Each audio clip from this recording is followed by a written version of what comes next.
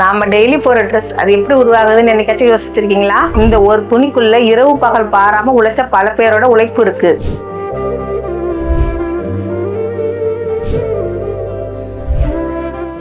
இந்த ஒவ்வொரு நூலுக்குள்ளேயும் ஒவ்வொரு குடும்பத்தோட நம்பிக்கை இருக்கு. உழைப்பாளி இல்லாத நாடுதான் எங்கும் இல்லையா,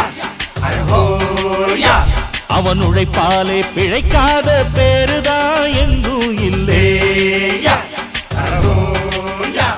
அர சாமியோ சாமி அப்படி இருந்துட்டா காமி, கூலியோ கூலி எங்களை நம்பிட்டா பூமி, வீரர் வாழ்வதே எங்க வேர்வையில் தான்.